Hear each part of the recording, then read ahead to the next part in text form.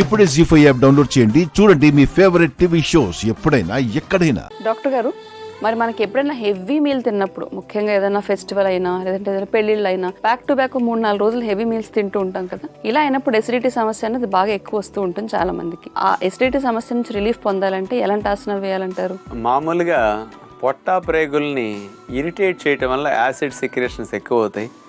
అన్నవాహిక దగ్గర మూత కూడా కాస్త ఇరిటేట్ అయ్యి ఎక్కువ గొంతులో కూడా వస్తుంటాయి. ఇలాంటి వాటిని తగ్గించడానికి కొన్ని స్పెషల్గా 3-4 ఆసనాలు ఉంటాయండి.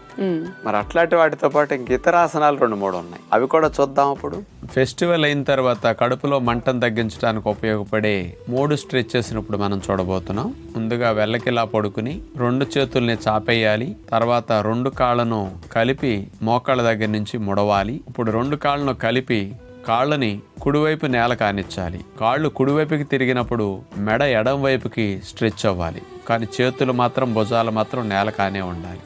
అలా స్ట్రెచ్చింగ్ చేసిన తర్వాత ఈసారి 2 కాళ్ళను ఎడం వైపుకి నేల కానేటట్టు అట్లా జరుపుతాం. తల, మెడ ఇవన్నీ కూడా కుడివైపుకి తిప్పాలి. దీనివల్ల పొట్టలో పండగలకు తిన్న రుచికరమైన ఆహారం వల్ల రిలీజ్ అయిన ఎసిడిటీ అంతా కూడా తగ్గటానికి, పొట్టలో హార్మోన్స్ని కంట్రోల్ చేయడానికి, ఎంజైమ్స్ని కంట్రోల్ చేయడానికి ఇది బాగా ఉపయోగపడుతుంది. స్పైనల్ ట్విస్టింగ్ ఇది బాగా నడుము ఫ్లెక్సిబిలిటీని పెంచడానికి, నడుము నొప్పులు కొద్దిగా ఉన్న వారికి, బాగా నడుము కండరాలు టైట్ అయిన వారికి ఫ్రీ అవ్వటానికి ఇది బాగా ఉపయోగపడుతుంది అన్నమాట.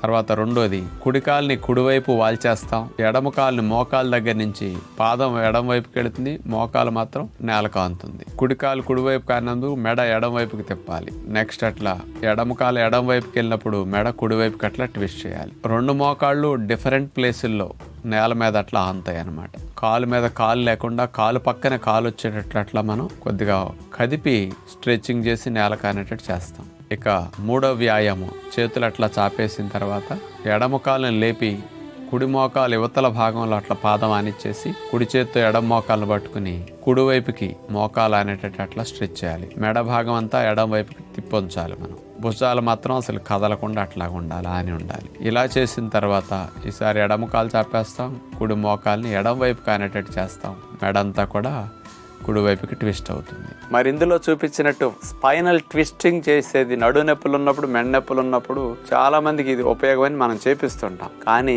హైపర్ ఎసిడిటీ వచ్చి ఇబ్బంది పడేటప్పుడు కూడా ఈ రకమైన స్పైనల్ ట్విస్టింగ్ కూడా బాగా పొట్టని రెగ్యులేట్ చేయడానికి, నర్వస్ సిస్టమ్ కూడా ఓవర్ యాక్టివ్ అయ్యి ఇరిటేషన్ పెంచి ఇట్లా యాసిడ్ సెక్రేషన్ పెరిగినప్పుడు దాన్ని కూడా కంట్రోల్ చేయడానికి చాలా బాగా ఉపయోగపడుతుంది అనమాట. చూసారుగా, ఈ ఆసనాలు వేస్తే కనుక ఎసిడిటీ సమస్య నుంచి ఎప్పుడైనా బయటపడొచ్చు. కానీ హెవీ మీల్స్ తిన్న తర్వాత ఇంకా బాగా ఉపయోగపడతాయి కాబట్టి ఈ ఆసనాలను ప్రయత్నించి చూడండి. డాక్టర్ గారు, మన కార్యక్రమంలో భాగంగా ప్రేక్షకులందరికీ కూడా ఆరోగ్యానికి సంబంధించి చక్కని అవగాహన అందించారు. ధన్యవాదాలండి. ధన్యవాదములమ్మా. జీ5 యాప్ డౌన్లోడ్ చేసి అన్ని ఎపిసోడ్స్ పూర్తి ఉచితంగా చూడండి.